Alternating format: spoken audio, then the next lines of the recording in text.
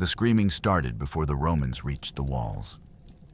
Inside Jerusalem in the spring of 70 AD, people were already dying, not from Roman swords, not from siege engines, but from their neighbors.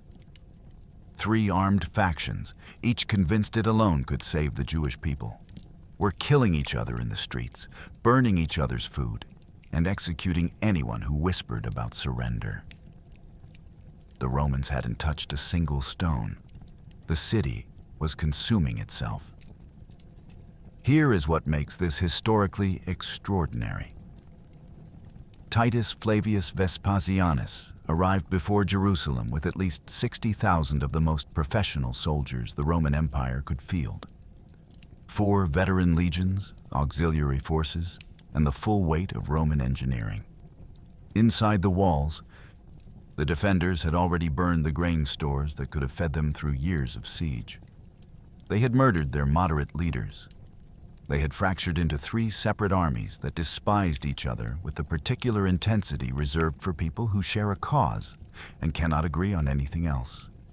And Jerusalem still held for 5 months.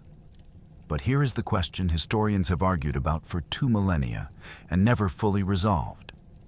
At the single most consequential moment of the entire campaign, the night the most sacred building in the Jewish world caught fire, the Flavian commander reportedly stood at the scene and could not stop his own soldiers.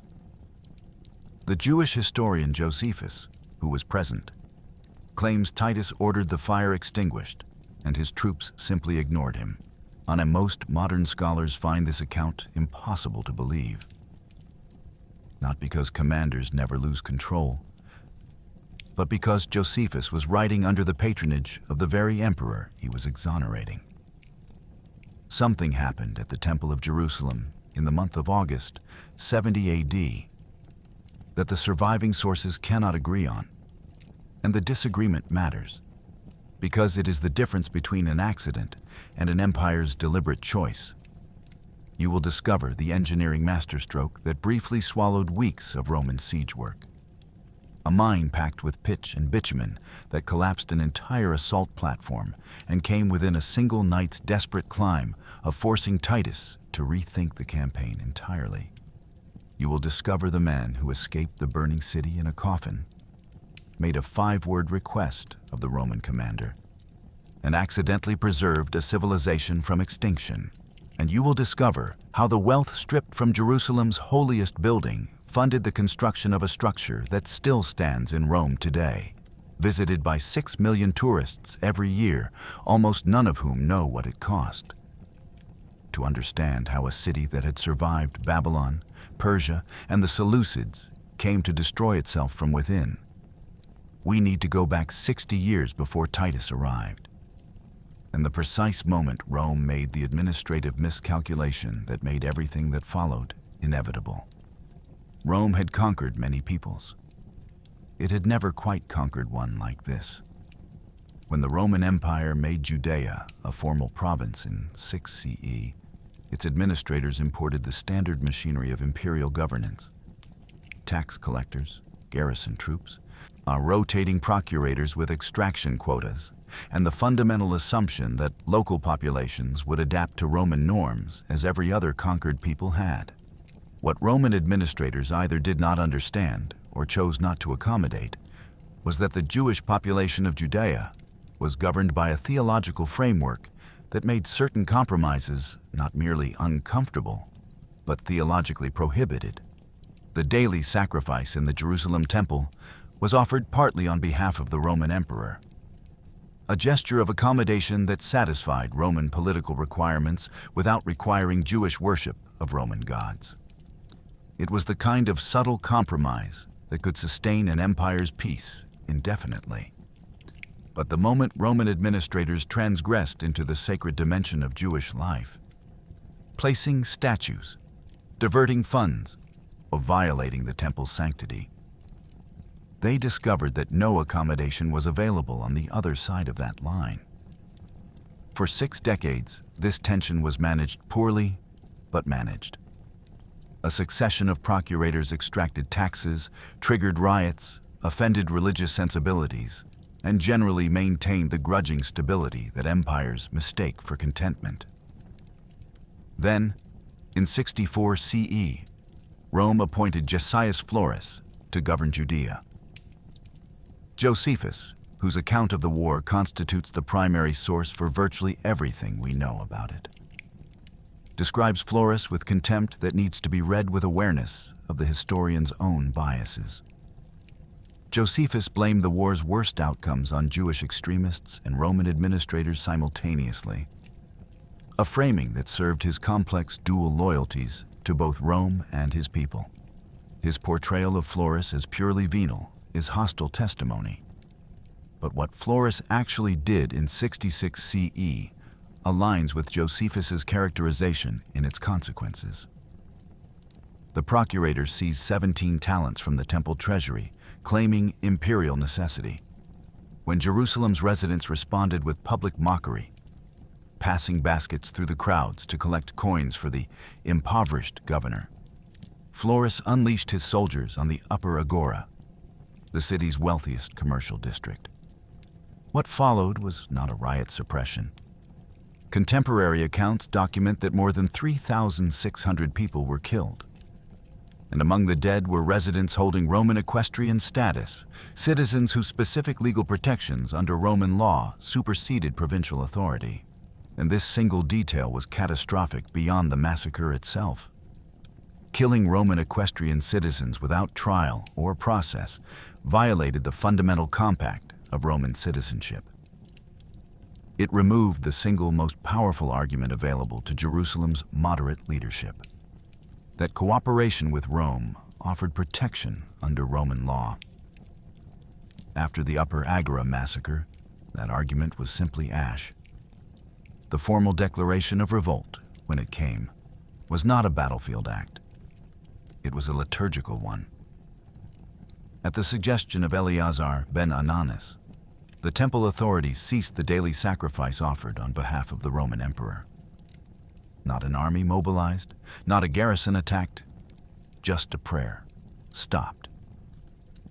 In a civilization organized around covenant theology, this was the most powerful statement available.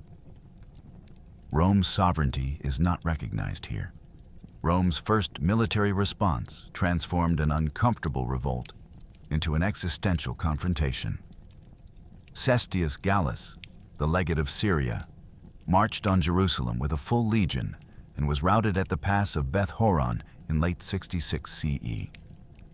The Legio XII Fulminata, one of Rome's professional legions, was driven back with severe losses, abandoning siege equipment and, catastrophically for Roman prestige, military standards.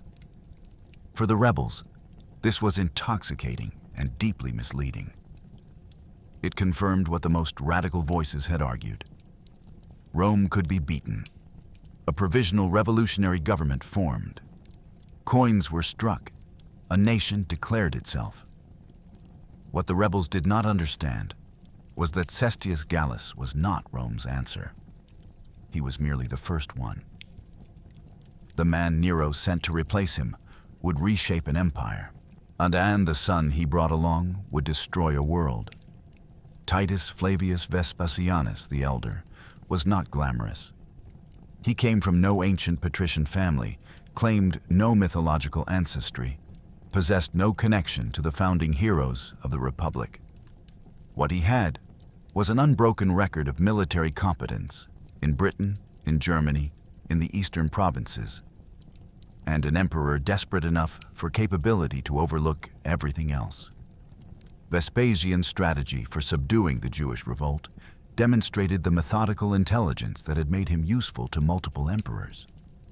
He would not storm Jerusalem. He would first eliminate every alternative. Galilee would fall. The Judean countryside would be secured. Every fortified town would be reduced in sequence, pushing the revolt survivors toward Jerusalem and stripping the city of any hope of external support. Jerusalem would then be left isolated, surrounded, and starving, while the revolutionary government inside it argued about who was in charge. By 68 CE, Vespasian controlled most of Judea.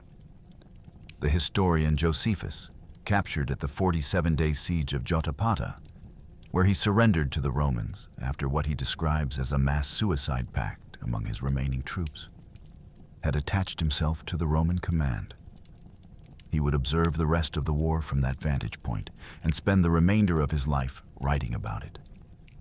Then, in June of 68 CE, Nero killed himself in a suburban villa outside Rome. The empire convulsed. The year of the four emperors, 68 to 69 CE, produced exactly the chaos its name suggests. Galba, Otho, Vitellius, and finally Vespasian cycled through the purple in 14 months of civil war, assassination, and military proclamation. Vespasian's eastern legions acclaimed him emperor on the 1st of July, 69 CE. He departed for Rome to consolidate power, leaving the completion of the Jewish war to his eldest son. This transfer of command transformed the campaign's meaning. Vespasian had no Julian-Claudian blood. He had no inherited claim to the throne that centuries of Roman tradition recognized as legitimate. What he had was a son about to win one of the most celebrated military victories in Roman history, and the political intelligence to understand that spectacular triumph can manufacture legitimacy that bloodline cannot provide. The Arch of Titus that still stands at the edge of the Roman Forum, the Temple of Peace that Vespasian commissioned to house Jerusalem's looted treasures, the Colosseum rising on the site of Nero's private lake.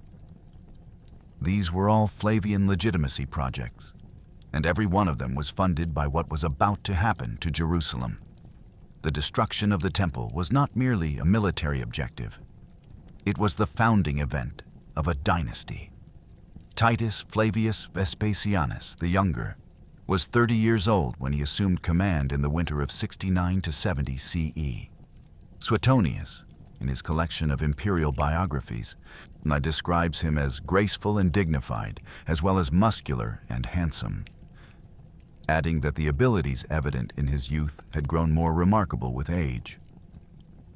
He had served as military tribune in Britain and Germany, commanded Legio 15 Apollinaris under his father in Galilee, and demonstrated sufficient personal courage and political skill to help build the Flavian coalition that brought his father to power. He was, by conventional measures, a capable officer. He was also, by the testimony of Rome's own historians, genuinely feared before the siege.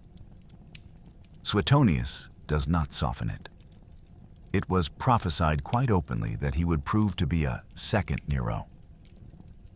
His conduct as prefect of the Praetorian Guard, forging documents, executing political opponents, and operating by what he himself called necessity, had made him so deeply disliked that many Romans reportedly greeted his accession to supreme command in Judea with private apprehension. The man marching toward Jerusalem was not a reluctant instrument of Roman policy. He was ambitious, ruthless, and had a dynasty's need for triumph riding on his shoulders. His second in command was Tiberius Julius Alexander, the Roman governor of Egypt of Jewish heritage himself, who had renounced Jewish practice entirely and served Rome with distinction. His presence in the command was Flavian symbolism made flesh. A Jew who had chosen Rome over Jerusalem, standing at the right hand of the man who was about to prove what that choice cost those who chose differently. The city they were marching toward was not waiting for them, and it was already tearing itself apart. They burned their own food. This is the fact that every source agrees on. Josephus, the archaeological record, every modern historian who has studied the siege. And it is the fact that makes everything else about the defense of Jerusalem comprehensible. Before a single Roman battering ram engaged a single wall, the city's defenders had destroyed the grain stores that might have sustained a besieged population through years of resistance. The destruction was deliberate. and it was the direct consequence of the three-way civil war that had been consuming Jerusalem since 68 CE. Josephus documents the internal conflict with a specificity that modern scholars accept as broadly accurate despite his acknowledged biases. Three factions controlled Jerusalem when Titus arrived, each holding a different district, each under a different commander, each with a different conception of what they were fighting for and who should lead the fight. Simon Bar Giora held the most territory and commanded the largest force. He controlled the upper city, the wealthy western district where the priestly aristocracy had lived, most of the lower city, and Herod's palace complex. His army numbered somewhere between 10,000 and 15,000 fighters, supplemented by an Idumean force of approximately 5,000. Josephus, whose hostility toward Simon is unconcealed, then writes that he was a greater terror to the people than the Romans themselves. This characterization needs the same caveat applied to all of Josephus's assessments of the rebel leaders. He had political and personal reasons to portray the resistance as driven by dangerous extremists rather than popular resistance. But the documented record of Simon's methods, his willingness to execute rivals, his torture of suspected collaborators, his execution of the high priest Matthias ben Boethus and 3 of his sons, supports the general picture of a man who ruled through fear.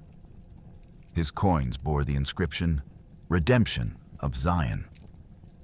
He was not merely a military commander. He was presenting himself as a messianic deliverer. John of Gischala commanded the Temple Mount, the Antonia fortress, and portions of the lower city with approximately 6,000 zealot fighters.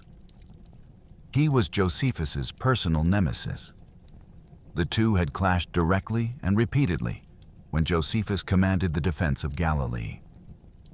Josephus's portrait of John as a cynical opportunist is among the most hostile passages in the Jewish war, and must be read accordingly. What is not colored by personal animus is John's demonstrated military competence.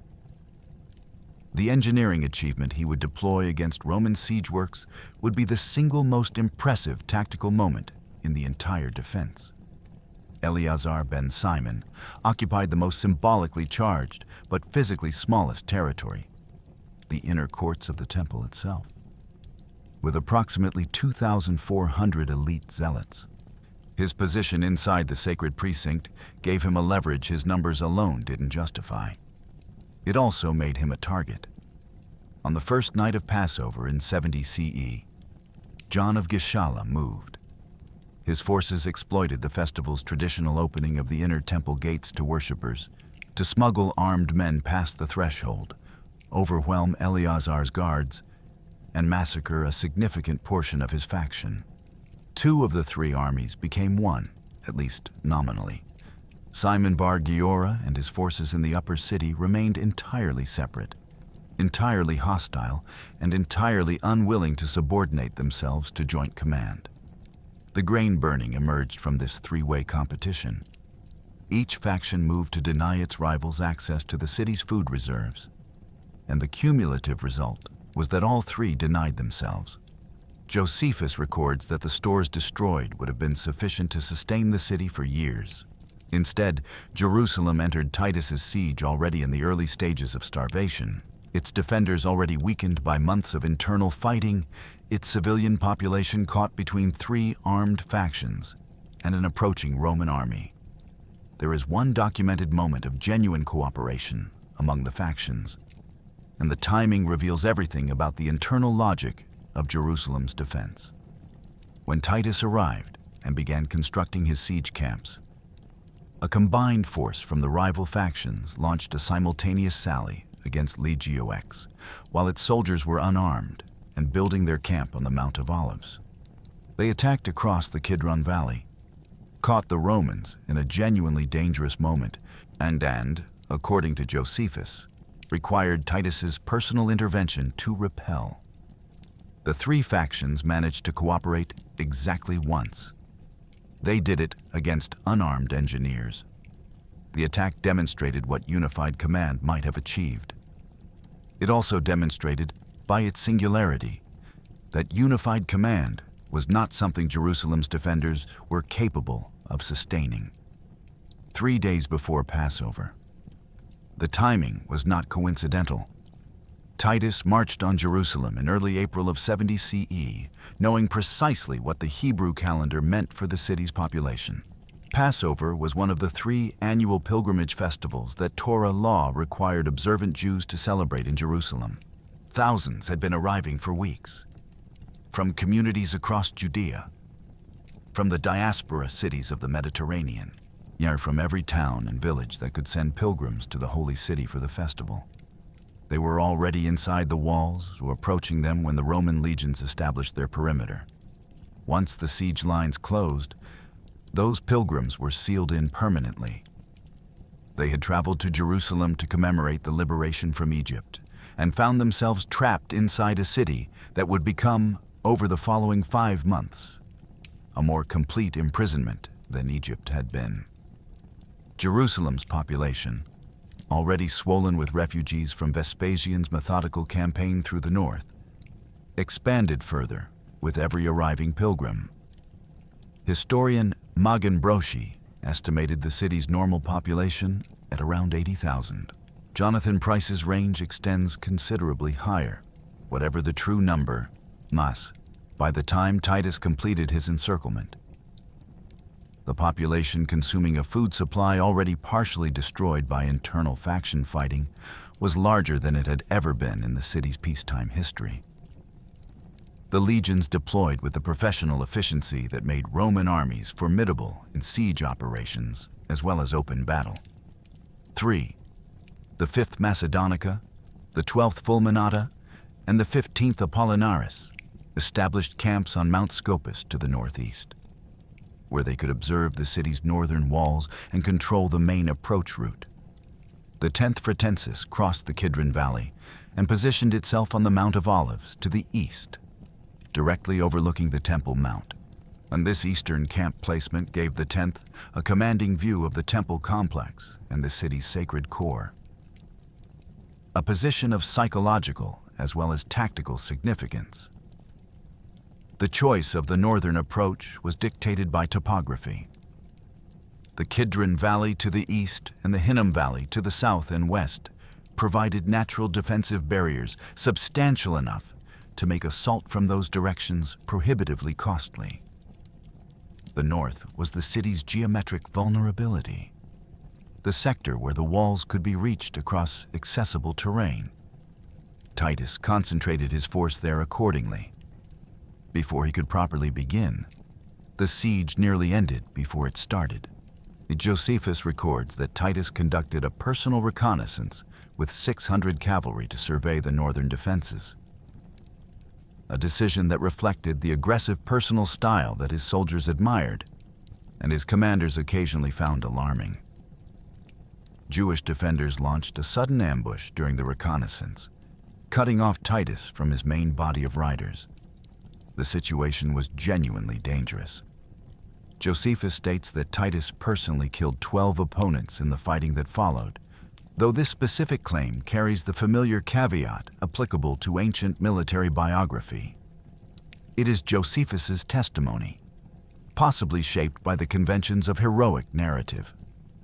What is not in doubt is that the ambush occurred, that Titus was a genuine personal risk, and that the incident established from the siege's first hours that the defenders were not going to make any phase of this easy. The Legio X camp construction produced the siege's one moment of genuine factional unity among the defenders.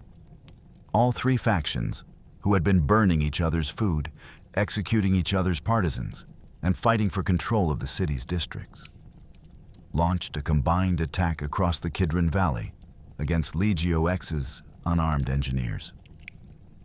Titus, alerted to the emergency, intervened personally. The Romans repelled the attack. The camp was completed. That spontaneous cooperation would prove to be the high water mark of Jerusalem's coordinated resistance. It had been directed against unarmed builders. When the Romans brought their full engineering capacity to bear, then the fragmented command structure that had produced the grain burning and the factional massacres would determine everything that followed. Roman siege warfare was a formula, not in the dismissive sense, not merely routine, but in the precise sense that it had been developed, refined, and tested against every variety of fortification the ancient world had constructed. Build the approach ramp, position the engines, drive the Ares battering ram against the weakest accessible point. Breach, enter, hold the ground, advance the line. Repeat until the city surrendered or its walls ran out. The third wall, Jerusalem's outermost line of defense, completed in great haste by the rebels from foundations that Herod Agrippa I had begun and Emperor Claudius had stopped, fell to this formula in approximately 15 days of sustained assault. Livius.org's reconstruction of the siege, drawing on Josephus's detailed account, records the methodical Roman advance, ramp construction, positioning of the siege towers and battering rams, Jewish attempts to destroy the machines with fire that the Romans countered by protecting their timber with vinegar-soaked hides, and the eventual collapse of the wall's most vulnerable section. By approximately the 25th of May, the Romans had occupied the district Josephus calls the Camp of the Assyrians, a plateau to the northwest of the main city that gave them their first foothold inside Jerusalem's outer defenses. The second wall fell even faster.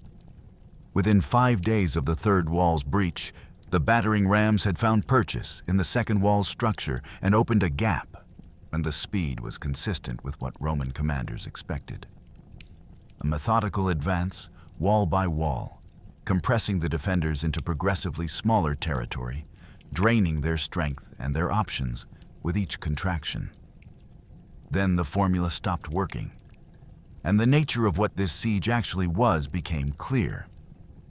The initial Roman entry through the second wall's breach turned into a trap. The gap opened not onto open ground where Roman formations could deploy, but into the dense urban fabric of the new city.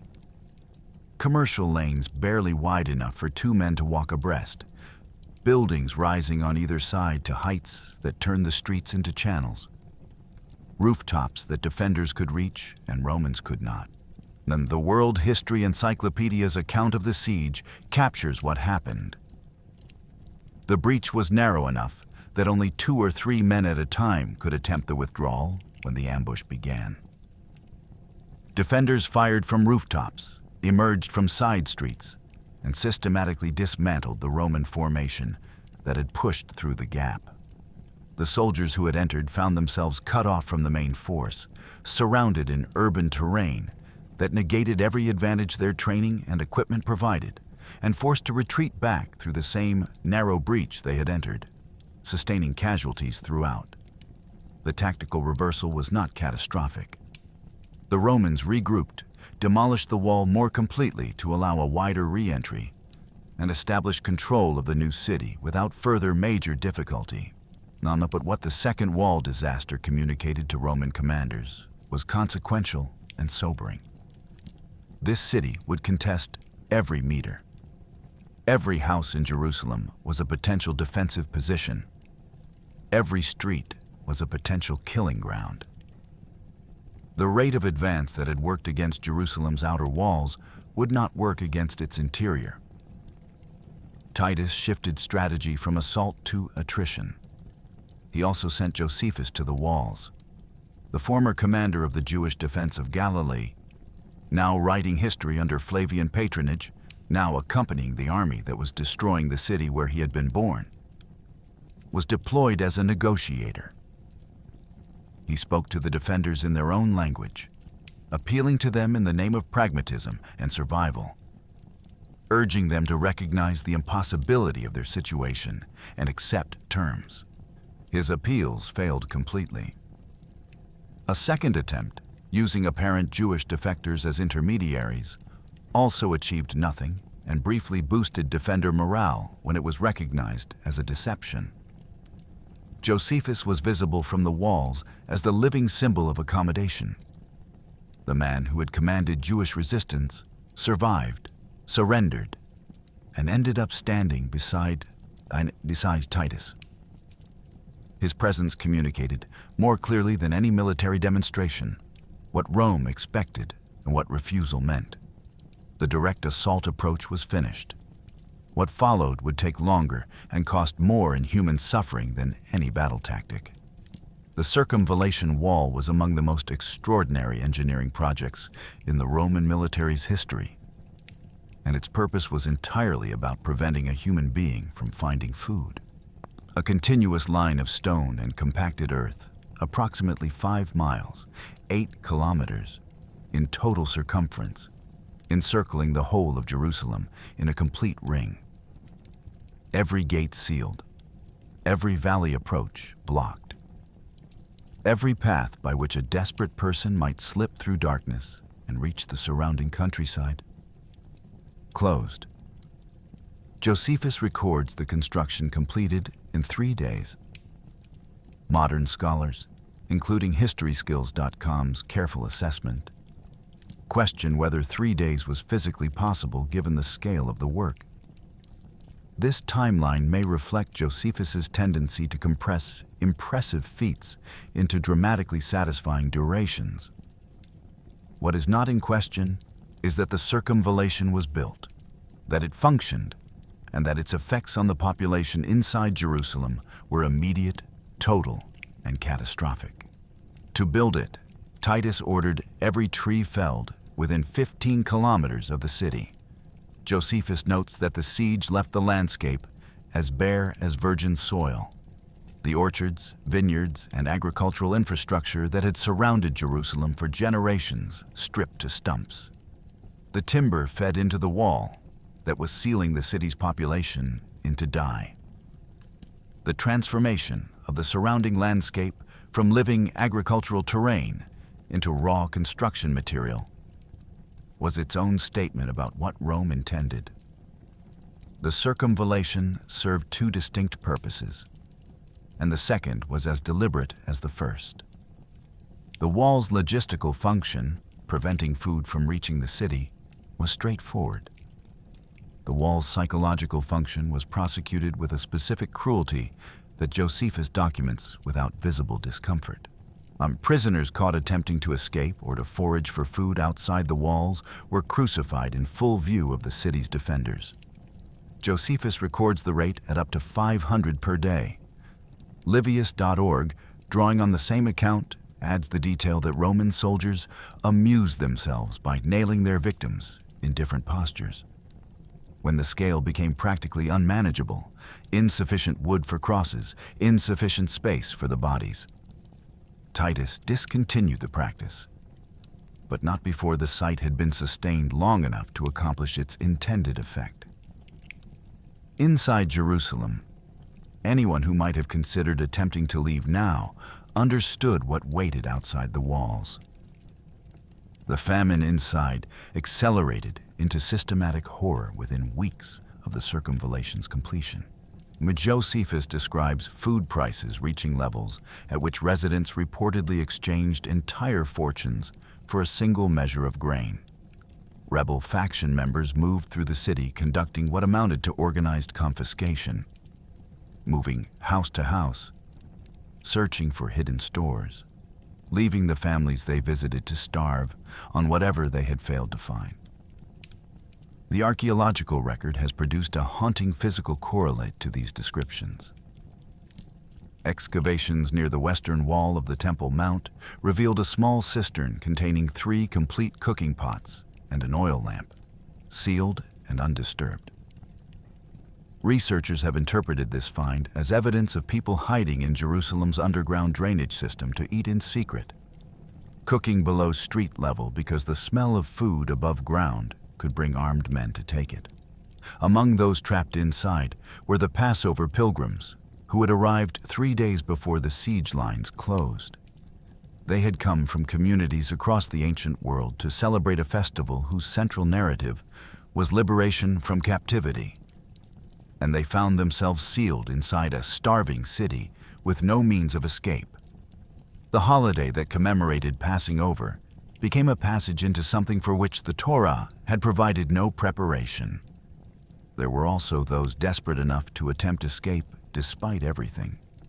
Josephus records, and Livius.org corroborates from the same source tradition, that refugees fleeing the city sometimes swallowed gold coins to conceal their wealth from Roman soldiers. When guards discovered this practice, they began cutting open the abdomens of captured escapees to retrieve the coins. And Josephus notes that Titus, discovering the scale of the practice, refrained from punishment only because there were too many perpetrators to punish. This detail says more about the moral environment of the siege than pages of commentary could. The daily temple sacrifice continued. The priests still performed the ancient ritual, still presented the offerings, still maintained the liturgical continuity that had defined Jewish civilization for centuries. The continuation of the sacrifice while the city starved around it was both an act of extraordinary faith and an increasingly desperate assertion that normal life could somehow be sustained in conditions that made normal life impossible. That continuity was about to be attacked from 60 feet underground. Roman siege engineering had a logic that was almost geological in its patient certainty. You could watch it coming. You could understand precisely what was going to happen, in what sequence, with what result. The ramps would rise. The towers would be positioned. The battering rams would engage. The walls would come down. This was what Roman armies did. It was what they had done from the Atlantic coast of Britain to the Euphrates, against stone fortifications of every description the ancient world had devised. The formula worked because it had been developed against every variation of the problem. John of Gischala, commanding the Temple Mount and the Antonia fortress, understood the formula. So he decided to attack it from beneath. After the circumvallation was complete, and Titus turned the siege's full engineering capacity toward the Antonia fortress.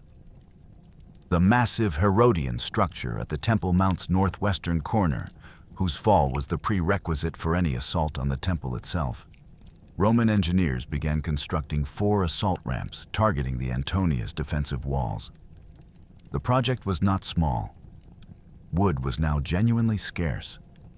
Titus had stripped the landscape for the circumvallation, and Livius.org records that the construction of the new siege ramps required approximately 3 weeks, simply because materials had to be transported from considerable distances. Hundreds of tons of fill and timber. Approach platforms engineered to bear the weight of siege towers and the constant stress of battering ram operation. The accumulated labor of thousands of soldiers built into the ground over weeks. While the Romans built upward, John's forces were working in the opposite direction. The mine that John's engineers dug beneath the Roman ramp positions was a masterwork of counter-engineering. A tunnel driven with calculated precision from inside the Antonia's perimeter, outward and downward. Its trajectory designed to place its terminus directly beneath the structural supports of the Roman assault platforms. The tunnel was filled with combustible materials.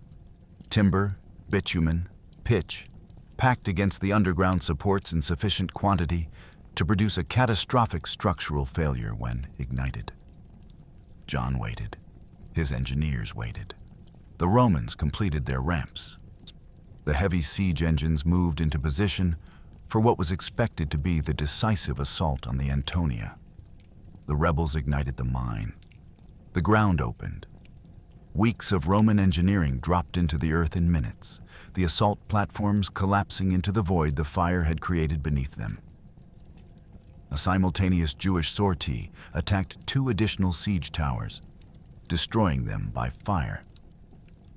4 Roman assault positions, representing the accumulated labor of thousands of soldiers over 3 weeks, were eliminated in a single coordinated action. Livius.org's account of the event is direct. The Romans moved their heavy engines onto the ramps, and the rebels ignited the mine, and the Roman siege works were swallowed. It was the most tactically successful single action the defenders achieved in the entire 5-month siege, and it came from the faction whose commander Josephus most despised.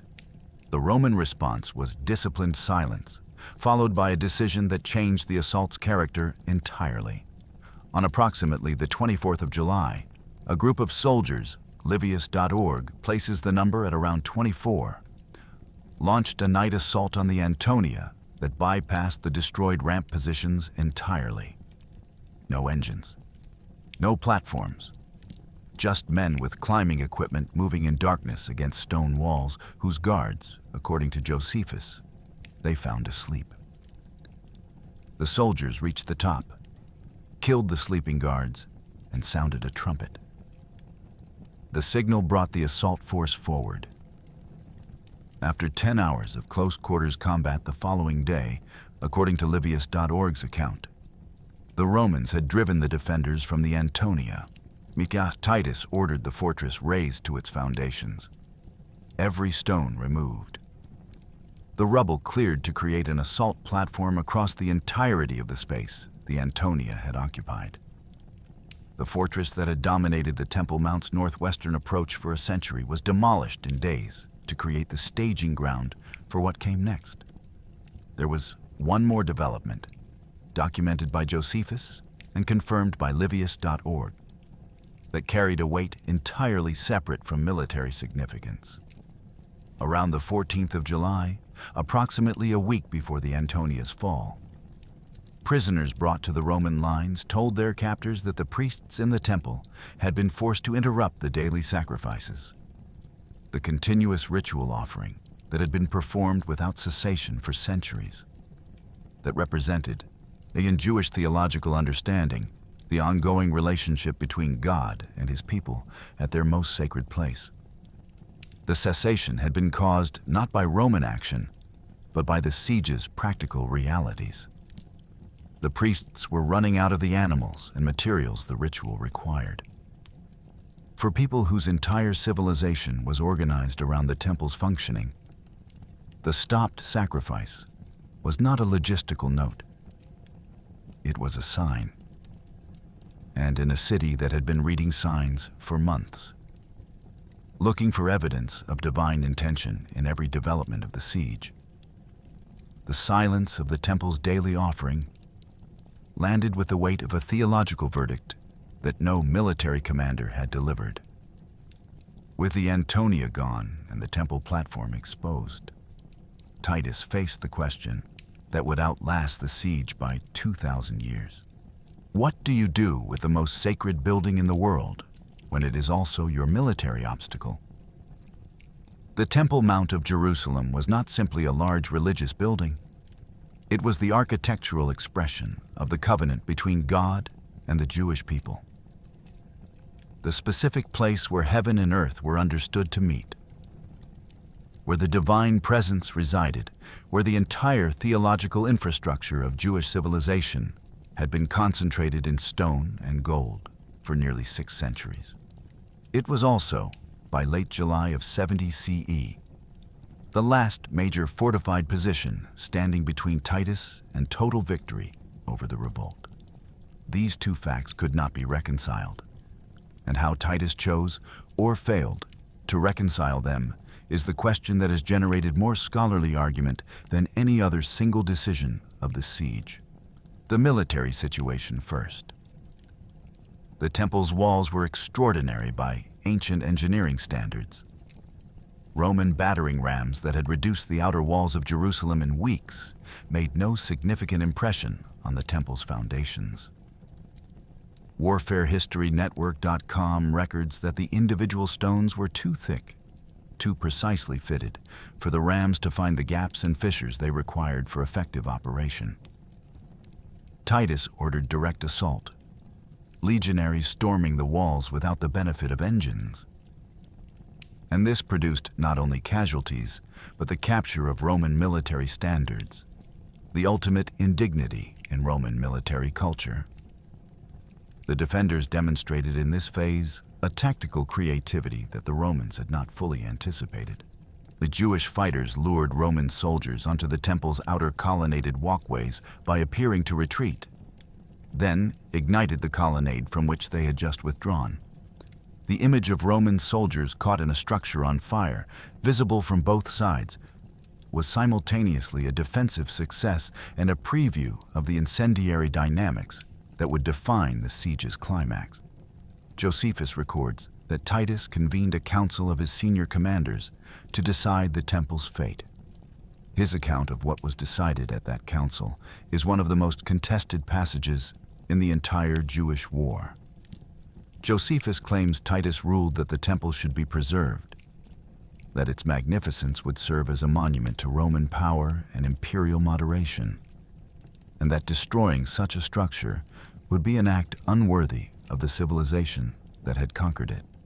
He presents Titus as explicitly ordering against destruction. Most modern historians find this account untenable. Historian Lester L. Grab calls Josephus's version unbelievable, advancing the argument that a commander of Titus's documented ruthlessness, a man who had crucified 500 prisoners per day without apparent hesitation, would not have been unable to stop his own soldiers from burning a single building in his direct presence if he genuinely intended it to stand. Historian Steve Mason points to the contemporary poet Valerius Flaccus, who celebrates Titus scattering firebrands and causing havoc in every turret, language suggesting no command failure, no conflict, no grief over destruction. Pure triumph. The 4th century Christian historian Sulpicius Severus, believed by most scholars to have drawn on the now lost histories of Tacitus, the greatest Roman historian of the period, states plainly that Titus ordered the temple's destruction, intending to eliminate the theological foundations of both Judaism and Christianity at their shared root. The Babylonian Talmud's account also places direct responsibility on Titus. Modern historians Doron Mendels and James Reeves have argued for intentional destruction on strategic grounds. Rome had destroyed temples in Carthage and Corinth in previous centuries, Mason notes.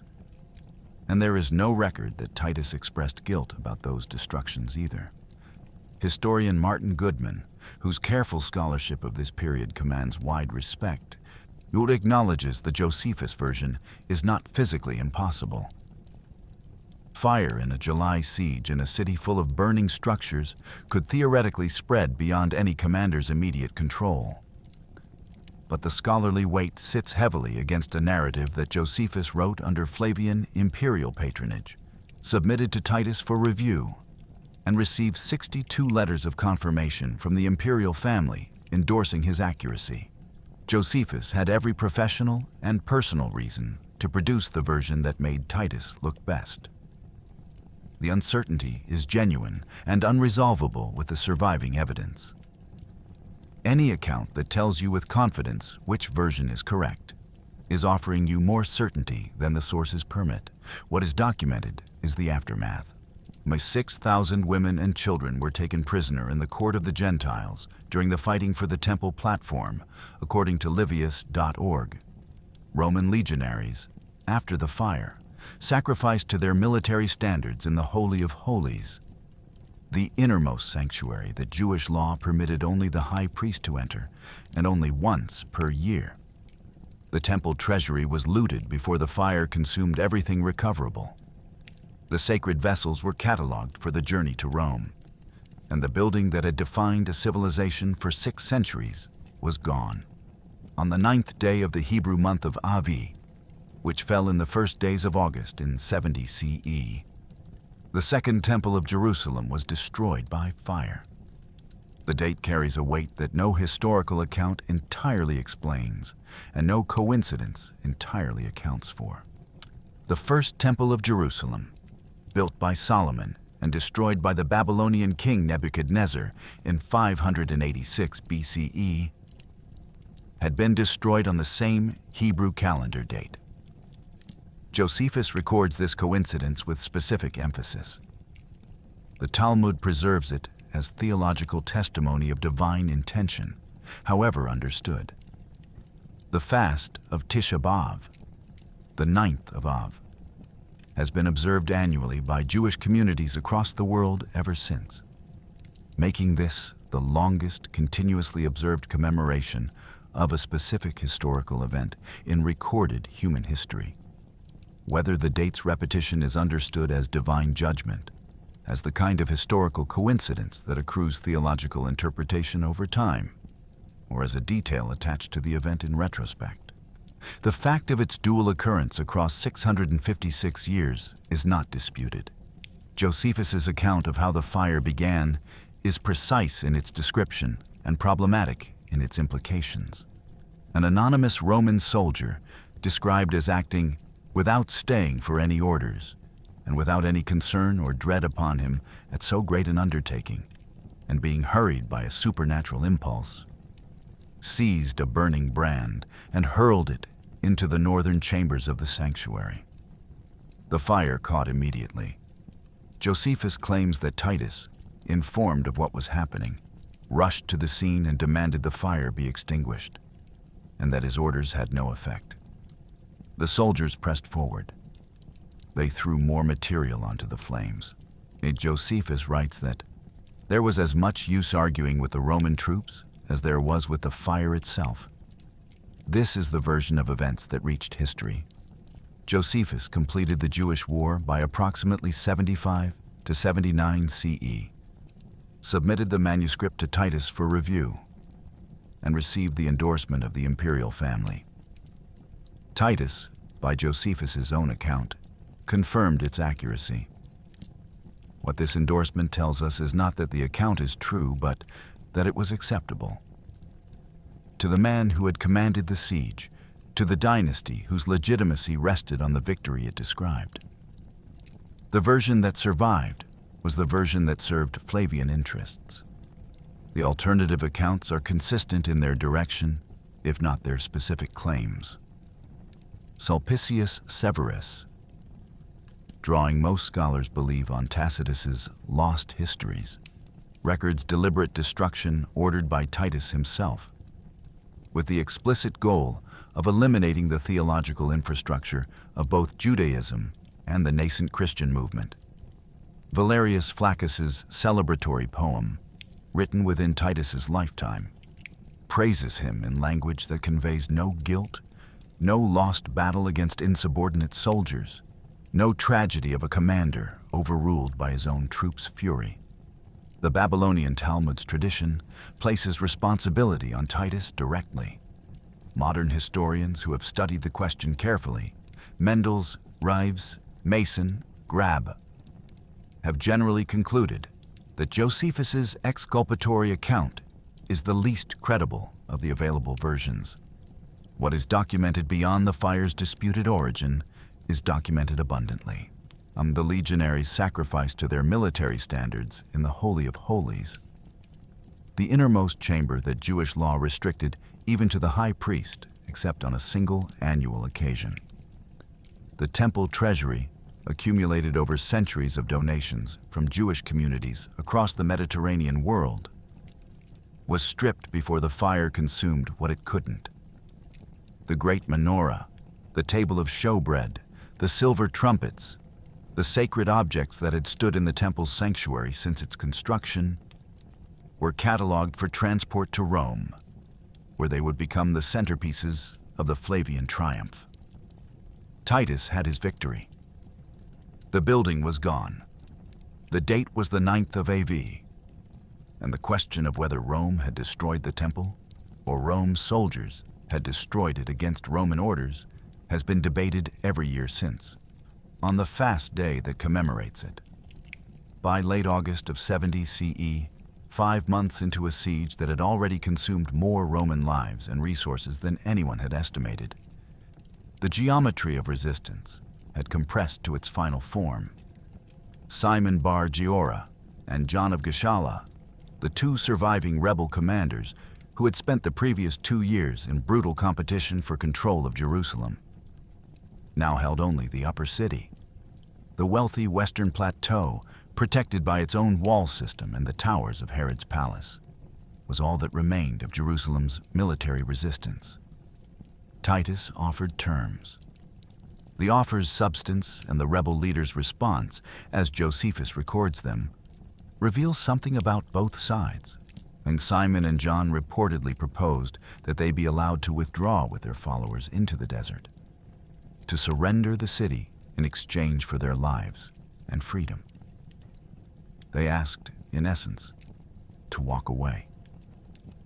Titus refused. Josephus records that he was offended by the request, that men who had sustained resistance for 5 months, caused this much Roman blood and treasure, and presided over a defense that had required Rome's full military capacity to overcome, should expect to survive it freely, was, in his judgment, not a proposal that deserved serious consideration. The offer was rejected. The siege entered its final phase. The ramp construction for the upper city's walls required 18 days, significantly longer than the outer walls had taken, reflecting both the physical strength of the Herodian fortifications and the depleted state of the Roman engineering resources after 5 months of continuous construction. When the battering rams engaged the upper city's walls, the resistance collapsed with a speed that reflected the physical reality of what remained of the defenders. They were starving. They had been fighting continuously for 5 months. They had watched the temple burn. Whatever combination of faith, ideology, desperation, and stubbornness had sustained them through everything that preceded this moment was running on reserves that were simply exhausted. On the 8th of September, 70 CE, Roman soldiers raised their military standards above the towers of Herod's palace. The city was Rome's, as both rebel commanders had fled into the city's underground infrastructure. The tunnels, drainage channels, and subterranean passages that ran beneath Jerusalem's streets. John of Gischala, driven eventually by the same starvation that had destroyed the city's civilian population, emerged from his hiding place and surrendered. He was taken in chains to Rome, where a judge sentenced him to life imprisonment. His story ended not in the dramatic death of a warrior, but in the slow, grinding humiliation of indefinite captivity. Simon Bar Giora's final act was the strangest documented moment of the entire siege, and Josephus's account of it is detailed enough that its broad outline is accepted by most historians despite its extraordinary quality. Simon, those who had promised his followers the redemption of Zion, whose coins had proclaimed messianic deliverance, whose entire political identity was constructed around the image of a liberator appointed by God, emerged from a tunnel at the site of the destroyed temple wearing a white robe and a purple cloak. The Roman soldiers who encountered him were, according to Josephus, initially startled by his appearance. Then they walked up to him, asked who he was, and took him in chains to Titus when he identified himself. The man who had promised redemption came up from the earth, dressed in the colors of royalty, performing a final act whose meaning he alone understood. Rome was entirely unmoved. Titus ordered the city leveled to its foundations, preserving only the 3 towers of Herod's palace: Phasael, Hippicus, and Mariamne, and sections of the western wall as monuments to the former greatness of what Rome had destroyed. The archaeological record confirms what Josephus describes. Excavations across the upper city have revealed a uniform destruction layer: fire damage, collapsed structures, objects in place exactly where their owners left them. That independently validates the systematic nature of what followed the standards being raised. The military story was complete. What remained was the human accounting. Step back from the military narrative for a moment. Step back from the tactical phases and the commander decisions and the engineering achievements and the documented turning points. Step back to the inside of a house in Jerusalem in late July of 70 CE. Somewhere in that house, someone has hidden a small amount of food, perhaps a handful of grain in a sealed jar behind a loose stone, perhaps dried fruit wrapped in cloth beneath a floor tile. The hiding places knew.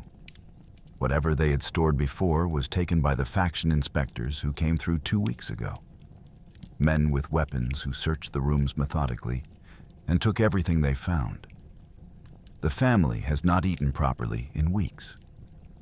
They know that if they cook what they have hidden, the smell of cooking food rising from this house could bring the inspectors back. So they consider their options. Eat it raw, which is partially possible. Find a way to cook it somewhere the smell won't reach the street. Or wait until they have no other choice. This specific scenario is documented in the archaeological record, not just in literary sources. Near the western wall of the Temple Mount are excavations conducted by Israeli archaeologists in the 20th century revealed a small cistern. A space designed for a water storage, repurposed in the siege's final months, containing 3 complete cooking pots and an oil lamp, sealed and undisturbed beneath the destruction layer. Researchers interpret this find as evidence of people descending into Jerusalem's underground drainage system to cook in secret, taking the smell of their food beneath the streets because above ground it was dangerous. The pots are in a museum. They are more direct testimony than most written records. Josephus describes the famine's escalation in the Jewish war with the accumulated detail of someone who understood what he was watching. Food prices reached levels at which entire accumulated fortunes reportedly bought a handful of grain. These rebel faction members, Simon's men, John's men, conducted systematic confiscations, moving house to house, leaving families to survive on whatever was hidden well enough to escape discovery. The grain stores that might have sustained the city for years had been burned in the factional fighting before the siege began. What remained was contested property in a city running out of time. Among those trapped were the Passover pilgrims who had arrived from across the Jewish world 3 days before Titus sealed the city. They had come to celebrate liberation from Egypt. They died in Jerusalem's streets alongside its permanent residents, their names unrecorded, their communities in Alexandria and Antioch and Babylon, waiting months for news that eventually arrived as silence. Josephus records, in Book 6 of the Jewish War at passage 193, the account of a woman named Mary, daughter of Eleazar, from the village of Bethzubah. She had fled to Jerusalem as a refugee ahead of the Roman advance through Judea. She was wealthy enough that rebel faction members targeted her specifically, raiding her home repeatedly until she had nothing left to take. What Josephus records of what followed, her killing and consuming her nursing infant, her confrontation with the rebels who smelled the cooking, has been transmitted through Greek, Latin, Hebrew, and Arabic manuscript traditions for 2,000 years. The scholar Monica Pereles, writing in Religion Compass in 2023, traces the account's extraordinary transmission history across multiple cultural and religious contexts. Then this account comes from a single source. Josephus was writing under imperial patronage with documented biases and documented tendencies toward dramatic emphasis. Modern scholars treat the famine's severity as entirely substantiated, and the extreme desperation it produced as historically credible. But the Mary of Bethzubah account should be understood as Josephus's testimony about conditions he was observing at a distance, attributed to a specific individual he names but cannot have interviewed. The famine was real. Its documentation in this specific form depends entirely on Josephus's reliability as a narrator of individual events. What is not in dispute is Josephus's summary assessment that most residents of Jerusalem by this point wished for death and considered those already dead more fortunate than those still surviving. The archaeology and the literary account together describe the same reality. The pots in the cistern, the name in the text, a city eating itself alive while Rome waited outside for the walls to finish the work that starvation had begun. In January of 1970, an archaeologist named Naaman Avigad cut a trench in the Jewish quarter of the old city of Jerusalem. The trench went down approximately 1 meter before it hit a floor covered in ash, charred wood, fire-damaged stone, and soot so thick it had to be removed in careful layers to preserve what lay beneath it. The floor was 6 meters below the modern street level. The excavation team had found a domestic space that had been sealed by fire and time since September of 70 CE, frozen at the moment of its destruction, untouched for 1,900 years. The excavations that followed, conducted between 1969 and 1982 under the auspices of the Hebrew University of Jerusalem and the Israel Exploration Society, were published in a multi-volume scholarly series whose 4th volume, edited by Hillel Geva and published by the Shelby White and Leon Levy Foundation, provides the detailed archaeological record. The basement structure that emerged from the excavation included a small stone-paved courtyard, 3 medium-sized rooms, a kitchen with a hearth and pottery oven, and a mikveh, a ritual immersion bath for priestly purification. Stone vessels were found throughout. Jewish purity law mandated stone vessels for priestly households because stone, unlike pottery, could not contract ritual impurity. And the presence of the mikveh and the stone vessels together identified the house's occupants as belonging to the priestly class. A stone weight found in the workshop area, approximately 10 centimeters in diameter, was inscribed in Aramaic with the phrase, belonging to the son of Katros. The Katros family appears in the Talmudic tractate Pesachim as a family of priestly aristocrats who were widely regarded in their time as having abused the power their position conferred. The Talmudic reference to them is not complimentary. Their house is now one of the most precisely documented domestic spaces from the ancient world. Not because of their virtue, but because their home was destroyed exactly once, violently and preserved perfectly by what destroyed it. And the destruction layer that Abagad documented showed temperatures that physical analysis places above 1,000 degrees Celsius. The limestone walls were fractured by heat in patterns consistent with sustained, intense fire. The wooden roof beams were reduced to pure carbon. The organic contents of storage vessels were gone. Coins found throughout the excavated space date exclusively from 67 to 69 CE. Not a single coin minted after 70 CE appears anywhere in the site. The Grokopedia assessment of the burnt house, drawing on Avigad's published excavation reports and subsequent scholarly analysis, notes that there is no evidence of multiple fires. The destruction layer is singular, uniform, precisely dated, and consistent with Josephus's description of systematic Roman arson in the upper city during the September assault. Near the doorway of one of the rooms, the excavators found the skeletal remains of a young woman's lower arm. The bones were charred from the fire. The position suggested movement. She was reaching toward the door, or had been moving toward it, when the structural collapse or the fire itself prevented her from reaching it. A Roman spear was found nearby, suggesting that assault preceded or accompanied the burning. These 2 objects, the arm and the spear, are the burnt house's most direct testimony. They transform the event from a historical abstraction into something that happened to a specific person in a specific room on a specific afternoon. The arm is still there. The museum displays it in situ for leaving it where Avigad's team found it in 1970. What the burnt house provides, beyond its specific testimony, is independent physical corroboration of the literary account. The ash that Josephus described is present and measurable. The temperatures required to produce it are calculable. The dating is secured by numismatic evidence that requires no interpretation. The 2022 study published in Archaeology magazine, using topographical analysis and computer modeling of excavated Roman ballista stones, independently reconstructed the Roman attack positions at the modern Cat Square and Russian compound districts, the same sectors where the burnt house sits.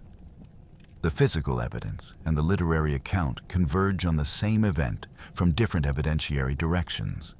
The ruins of the burnt house are open to visitors today in the Jewish quarter of the Old City.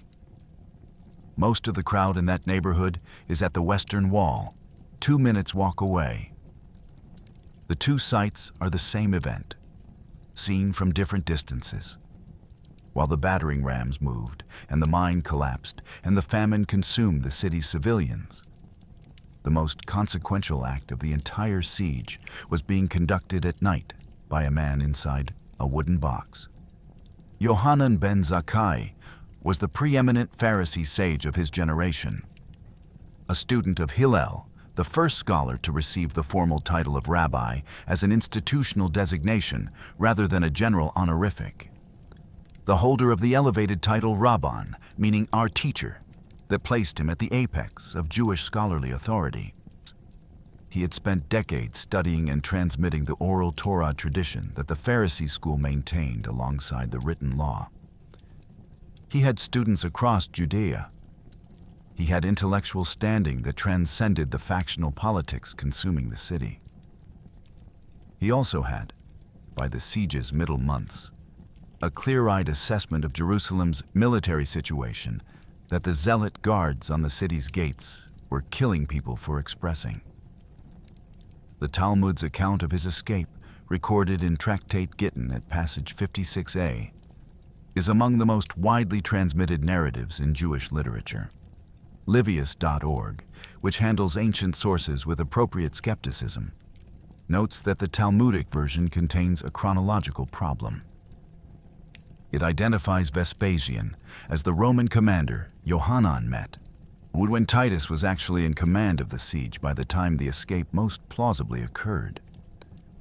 This inconsistency suggests the account's specific details evolved in transmission across generations of retelling, while the essential structure, a sage escaped, made a request, received it, reflects historical reality. The Yavin Academy's existence and Johanan's foundational role in it are documented independently of the escape narrative. Jewish law forbade keeping a corpse within Jerusalem overnight. The zealot guards who controlled the city's exits were killing anyone who attempted to leave. But the law regarding the dead was absolute. A body had to be removed. Johanan ben Zakkai's disciples placed him in a coffin. According to the Talmudic account, they added materials to produce the smell of decomposition. They carried him through the gates. The guards challenged them. The disciples reported that they carried a dead man and invoked the law forbidding corpses from remaining overnight in Jerusalem. The guards told them to remove him. They carried Johanan past the checkpoint and continued to the Roman camp. Once before the Roman commander, whether Vespasian personally or a senior officer acting in his name, Johanan addressed him with the imperial title. The commander noted that the title was premature and that Johanan had been slow to come. Johanan responded that the commander would become emperor, and that the holy place's delivery into Roman hands was evidence of it. The Chabad account records that news arrived during their conversation, that Nero was dead, and the Eastern legions had proclaimed the commander emperor, appearing to confirm the prophecy in the moment of its utterance. The commander asked what Johanan wished. The answer is preserved identically across every version of the story. 5 words in Hebrew, recorded in the Talmud and transmitted across every subsequent century. Give me Yavne and its sages. Not Jerusalem, not the temple, not the political structures of the Jewish state, not military protection for the civilian population, not terms for the rebels. Yavne was a small coastal town with no strategic significance. Its sages were scholars without armies. What Johanan was asking for was the right to establish a school. The permission was granted. Jacob Neusner, whose biography of Johanan ben Zakai, published in 1960 and revised in 1975, remains the authoritative English-language scholarly treatment, summarizes what happened at Yavne in a sentence that measures the consequence accurately. The state was changed into an academy, the royal dynasty into a patriarchate, and the Sanhedrin left the temple site and continued independently in Yavne. At Yavne, Johanan reconstituted the Jewish legal court. He established, drawing on a passage from the book of Hosea, that prayer and acts of loving kindness provided atonement equivalent to the animal sacrifices that the temple's destruction had made permanently impossible. He converted a geographically anchored and institutionally specific religion into a portable civilization capable of functioning wherever Jews could carry its texts and maintain its practices. The school at Yavne produced the foundations of the Mishnah within a generation. The Mishnah became the foundation of the Talmud. The Talmud became the foundation of Rabbinic Judaism, the form of Jewish religious practice that survived the Roman Empire, the Byzantine Empire, the medieval persecutions, and the 20th century. It is practiced today by the majority of observant Jews worldwide. The coffin gambit is still paying dividends. Any honest accounting of the siege of Jerusalem has to begin by acknowledging the fundamental limitation of its primary source on matters of quantity. Josephus was not gifted with numbers. The Biblical Archaeology Review's assessment of his reliability, while drawing on decades of scholarship, puts it plainly. He offers some demonstrably incorrect distances, contradictory estimates of group sizes, improbable time spans, and unlikely population figures at various points in his works. This is not a reason to discard Josephus. He remains the indispensable source for virtually everything we know about the war. But it is an essential caveat for any engagement with his casualty figures. Josephus claims 1.1 million people died during the siege, including vast numbers of Passover pilgrims trapped inside when the siege lines closed.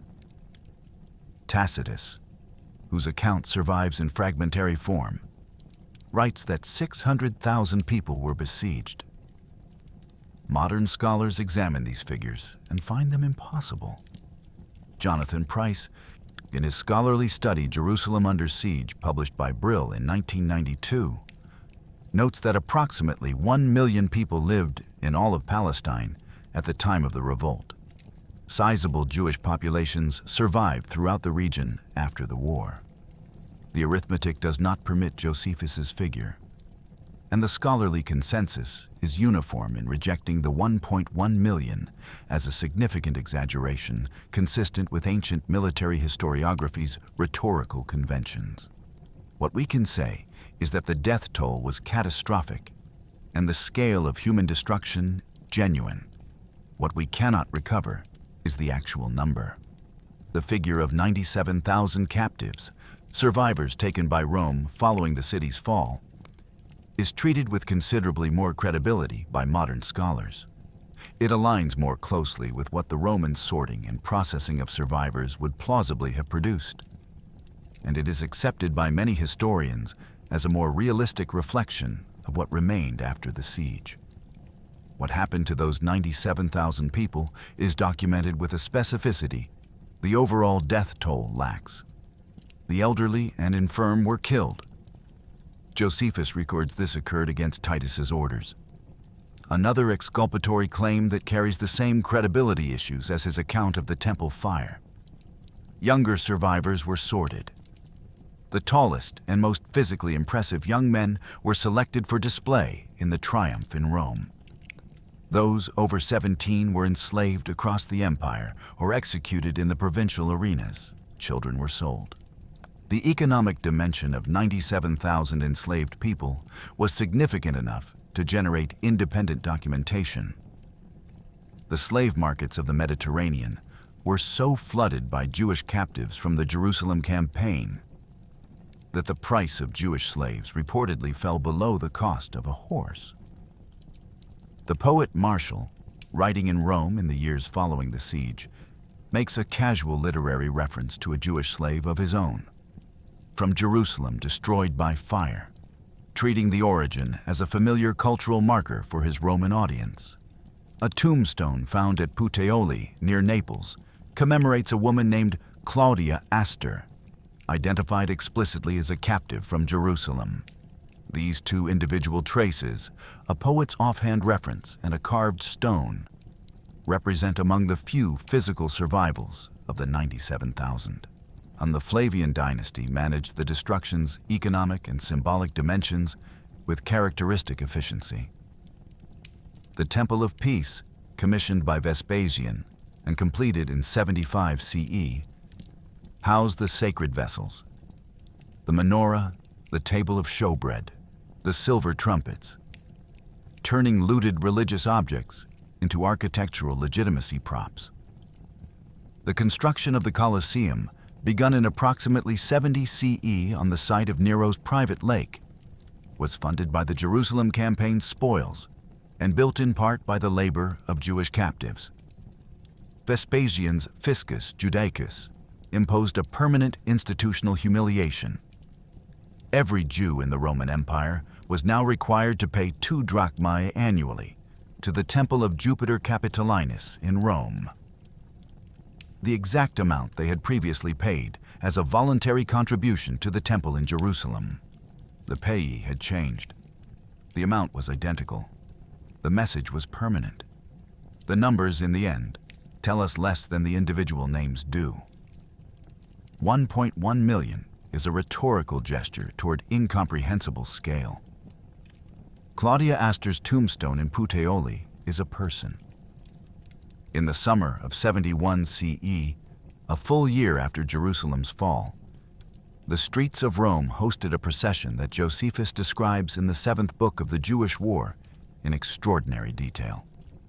The best documented triumph of the imperial era, and as multiple sources confirm, the only Roman triumph in history dedicated specifically to the conquest of an existing Roman province's population. Titus and Vespasian processed through Rome in the traditional form, but nothing about this triumph was ordinary in scale or symbolic weight. Josephus records crowds filling the streets, elaborate theatrical floats depicting scenes from the war's key engagements in 3-dimensional construction, hundreds of captives walking in chains. The procession demonstrated Flavian achievement to an audience that included former supporters of every other claimant to the throne, who had died in the year of the 4 emperors. This was the evidence that the Flavian dynasty's claim to power was legitimate. They had won what previous emperors had failed to win, crushed a revolt that had humiliated Rome, destroyed a city that had defied the empire for 5 months. The centerpiece was not a general or a prisoner. It was objects. The menorah, the 7-branched golden lampstand that had stood in the temple's sanctuary, was carried through Rome's streets on a float, alongside the table of showbread and the silver trumpets. These sacred vessels, stripped from the most holy building in the Jewish world, were displayed to Roman crowds as evidence of complete victory. Josephus describes the menorah specifically. He was present. He watched these objects from the temple where he had been born, where he had prayed, where his people had centered their religious life for 5 centuries, carried through the streets of the city he now lived in under imperial patronage. The Arch of Titus, constructed in 81 CE, following Titus's death and still standing at the entrance to the Roman Forum, preserves the triumph in stone relief. The interior panel depicting the menorah and the temple vessels being carried by Roman soldiers is the only known contemporary representation of temple vessels from the Second Temple period. Scholars have noted that the hexagonal base depicted for the menorah in the relief, featuring Roman sea creatures and eagles, is inconsistent with what other sources suggest about the temple's actual menorah design. The relief may represent a Roman artistic interpretation of an object whose exact appearance was unfamiliar to the sculptor. digital restoration of the arch has established that it was originally painted in vibrant colors, with the menorah depicted in gold against a background of sky blue. Simon Bar Giora, the man whose coins had promised the redemption of Zion, who had emerged from the sewers of a destroyed city in a white robe and purple cloak, was executed at the Temple of Jupiter Capitolinus as the triumph's culminating act. Roman tradition held that a triumph ended with the enemy's supreme commander's death at the foot of Jupiter's temple. Simon's execution completed the ceremony's theological claim. Jupiter had conquered. The redemption of Zion was a lie that ended in chains at a pagan god's feet. The Jewish community of Rome maintained, for approximately 18 centuries following the triumph, a tradition of never walking under the arch of Titus. The tradition, documented by Aish.com's historical account and widely recorded in Jewish communal memory, represented a continuous, quiet refusal to validate the celebration depicted in its relief panels on the 14th of May, 1948.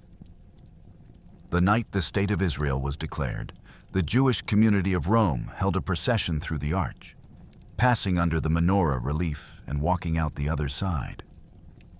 The tradition holds that the message was precise. Rome is gone. We are still here. The Colosseum's construction was completed under Titus in 80 CE. He opened it with ceremonies lasting more than 100 days. Its stone had been paid for by the destruction of Jerusalem. Part of its labor force had been the 97,000 captives of that destruction. It now draws 6 million visitors per year. Almost none of them know what it cost. Rome thought it had ended a religion. It had inadvertently created the conditions for two of them to shape the next 2,000 years. The destruction of the temple was not merely a military event with religious consequences. It was the termination of an entire civilizational architecture that had been constructed over 6 centuries around a specific building in a specific city, performing specific functions that no other location could perform. The temple had been the center of Jewish religious life, not metaphorically, but institutionally and practically. The priesthood existed to serve it. The sacrificial system existed to operate within it. The major annual festivals required pilgrimage to it. The Sanhedrin convened in proximity to it. The theological understanding of how divine-human relationship was mediated through specific offerings in specific chambers by specifically designated priests following precisely codified procedures was organized around the assumption that the temple's continuous functioning was a permanent feature of the world. It had always been rebuilt. It had survived Babylon and been reestablished. It had survived Antiochus Epiphanes and been rededicated. The temple was not supposed to be permanently destroyable. When the building was gone, none of that infrastructure had anywhere to go. The priestly class lost its institutional function with the temple's destruction. The sacrificial system became physically impossible. The Sanhedrin had no temple to convene beside, and the political circumstances of Roman-occupied Judea made reconvening in Jerusalem itself impossible. The theological framework that explained how atonement worked, through blood offerings in the temple's inner courts, conducted by priests of specific lineage on specific calendar days, described a mechanism that no longer existed. A Judaism without the temple was something the tradition had not prepared for, because nothing in the tradition's recent history had required preparation for it. This is why Johanan ben Zakai's work at Yavane was not merely academic. It was an act of civilizational reconstruction under emergency conditions. His ruling that prayer and acts of loving kindness constituted atonement equivalent to the temple sacrifices, drawn from Hosea's "I desire mercy, ought not sacrifice," was a theological decision with institutional consequences that have persisted for 2,000 years. He did not simply observe that the temple was gone and offer comfort. He rebuilt the practice around its absence. Jacob Neusner's assessment of the consequence is worth restating in full. The state was changed into an academy, the royal dynasty into a patriarchate, and the Sanhedrin left the temple site and continued independently in Jabneh. The school at Yavno produced the foundations of the Mishnah within a generation. The Mishnah was compiled formally around 200 CE under Rabbi Judah Hanasi. The Jerusalem Talmud followed in the 4th century. The Babylonian Talmud, the more widely studied and authoritative of the two, was completed by approximately 500 CE. Both could be carried, in manuscripts, and in memory, in the practices of communities from Babylon to North Africa to Spain, without requiring a specific geographic location.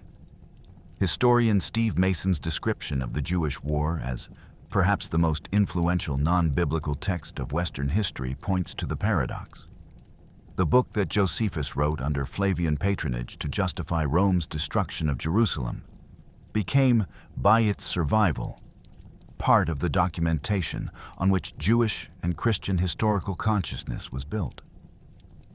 For the nascent Christian movement, the temple's destruction arrived as confirmation of theological developments that had been building for decades. The theological structure of Pauline Christianity had already substantially decentered the temple.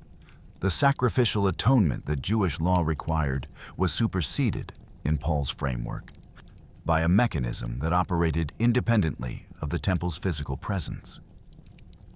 When the temple burned, it did not destroy the Christian theological structure because that structure had already moved elsewhere. HistorySkills.com's assessment of the consequence notes that for early Christians, the destruction became a symbolic turning point that strengthened the split with Jewish tradition. The communities that followed James in Jerusalem, Jewish Christianity organized around temple practice, lost their symbolic and institutional center. The communities that followed Paul across the Mediterranean had already built their center elsewhere. The longer aftermath extended into the following century. In 129 or 130 CE, the Emperor Hadrian visited the ruins of Jerusalem and announced the founding of Aelia Capitolina, a Roman colonial city on the temple's ruins, with temples to Roman deities replacing the Jewish religious infrastructure. Historian Martin Goodman described this as the final solution for Jewish rebelliousness. Language chosen for its deliberate resonance. The announcement triggered the Bar Kokhba revolt of 132 to 136 CE, during which a Jewish independence movement established a functioning independent state. Coins from the period read, Year 1 of the Liberation of Israel. The revolt was crushed with Roman brutality that contemporaries documented as exceptional even by Roman standards. After its suppression, Hadrian renamed the province from Judea to Syria Palestina, removing the geographic name that connected the land to its people, and banned Jews from entering Jerusalem entirely. The city the ban protected was a Roman colony on a Jewish ruin. The people banned from entering it were carrying the civilization that had built it in text, in legal code, in the practices of prayer that Johanan ben Zakai had substituted for sacrifice 60 years earlier. The banning accomplished less than Hadrian intended.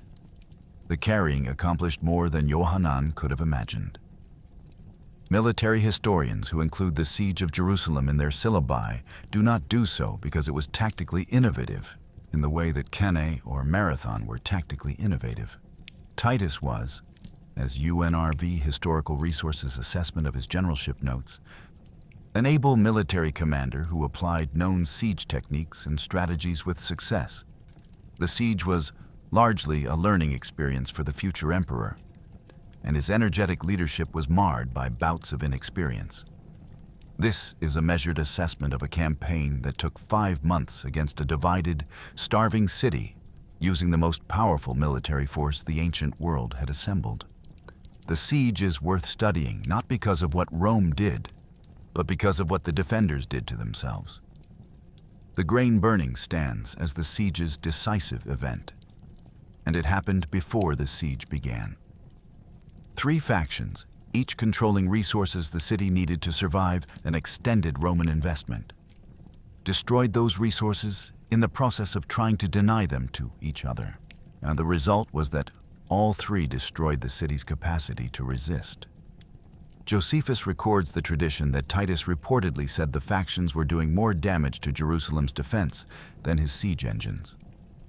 An assessment that, whatever its source credibility, is consistent with the documented events. This dynamic has a name in modern military analysis: asymmetric self-destruction. A defending force whose internal conflicts consume more capacity than the external threat does not require military defeat.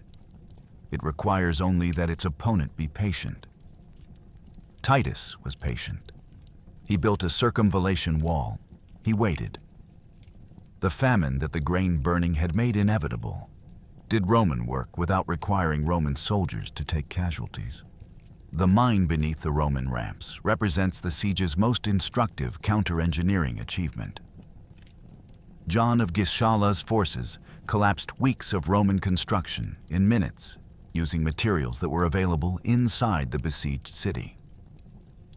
The principle that a motivated defender with thorough knowledge of local terrain and willingness to absorb asymmetric costs can temporarily neutralize a more powerful attacker's technological advantages appears in military analysis of insurgent warfare across very different historical contexts. The specific technique is ancient. The underlying dynamic is not. The circumvallation itself demonstrated a principle that military doctrine has codified in various forms. The combination of physical blockade, psychological pressure applied continuously, on a denial of the population's ability to take any action that might mitigate the situation, all 3 applied simultaneously, can overcome a defending force's will regardless of the fortifications available to it. 500 crucifixions per day was not primarily a military measure. It was a communication. The message was that Rome's patience was inexhaustible, and the defenders' alternatives were not. This is documented psychological warfare conducted with deliberate precision. The command breakdown question, whether Titus actually lost control of his troops at the temple, or whether Josephus invented that account to exonerate a future emperor, connects to a broader military lesson that scholars have documented across multiple centuries and cultures. The final phase of a prolonged urban siege consistently produces evidence of command structure deterioration. After months of cumulative losses, after daily exposure to the costs of grinding advance against determined defenders, the moment of final breakthrough releases pressures that normal command structures are not engineered to handle. Whether the specific Josephus account is accurate or constructed, the underlying psychological dynamic he describes corresponds to a phenomenon that appears in military records broadly enough to be considered a genuine pattern, not a literary invention tailored to one event. The siege's ultimate lesson, however, is not about tactics. It is about the relationship between external pressure and internal cohesion. The defenders of Jerusalem possessed geographic advantages that should have made them far more difficult to dislodge than they proved to be. Their walls were extraordinary. Their position on elevated terrain with natural barriers on 3 sides was as defensible as ancient urban geography could provide. Their fighters were motivated by ideology, theology, and the particular intensity of people defending their holiest place. None of this was sufficient, because none of it could compensate for the grain burning, for the 3 commands that could not coordinate, for the months of internal violence that had consumed moderate leadership and concentrated power in the hands of men who could fight but could not govern. Rome provided the frame. The defenders provided much of the content. And this is the lesson that military historians return to Jerusalem to find. 920 years before Titus arrived before Jerusalem's walls, the city had survived Babylon's siege. It had survived the Assyrian advance. It had been taken and retaken and burned and rebuilt with a resilience that seemed, by the 1st century CE, to be structural rather than contingent. Built into the stone the way covenant was built into the covenant people. In 70 CE, the stone came down. The precise death toll is not recoverable. Josephus's 1.1 million is rejected by every modern scholar as impossible exaggeration. The 97,000 captives, the figure that most historians treat as more credible, represents the documented human numerals of the destruction. Enslaved, imprisoned, executed, displayed. On Simon Bar Giora was executed at the Temple of Jupiter in Rome as the culminating act of the Flavian triumph. John of Giscala spent the remainder of his life in Roman imprisonment. Titus became, within 9 years of the siege, Roman emperor, called by Suetonius, the darling of the human race.